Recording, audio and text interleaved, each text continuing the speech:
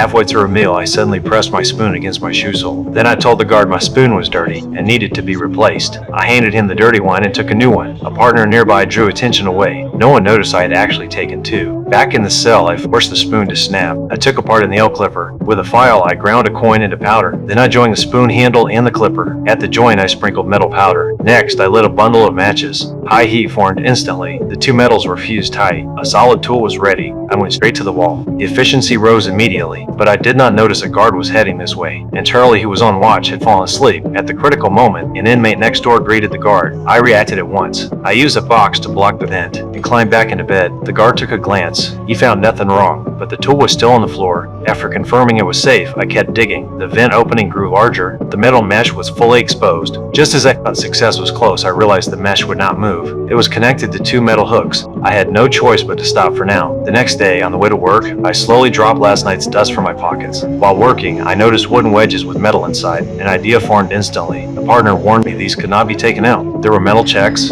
I said it was fine. At the checkpoint, the device did alert. I stayed calm. I took out the wooden wedge. I explained it was just for hanging clothes. The guard confiscated it. Back in the cell, from my shoe heel, I calmly took out another wooden wedge. I pressed it against the mesh and kicked hard. The mesh loosened. Soon it came off. I leaned in to look. The passage led straight to the top of the cell. To get in, the opening still needed to be bigger, but breaking the wall was too obvious. Patrols were frequent. It would be seen at once that I was prepared. I soaked torn newspapers in water. I mixed them with wall dust and kneaded a thick paste. Soon I shaped a square box. Then I asked a partner for paint and brushes. A few strokes later, a realistic vent cover was done. Next, I took out a prepared head shape. I painted a skin color. Everything was in place. I slipped into the passage and closed the fake vent behind me. Along the pipe, I carefully climbed upward. At that moment, a guard walked toward my cell. The lookout next door shook with nerves, but the guard looked once and saw nothing wrong. Meanwhile, I had already reached the top. I looked up and froze. There was only one exhaust outlet. It was blocked by iron bars, and it was too high. I could not reach it. Before I found the solution, inspection started again. The guard bent down to pick up his baton. By accident, he glanced at my bed. The hair did not look quite right. He reached out and touched it.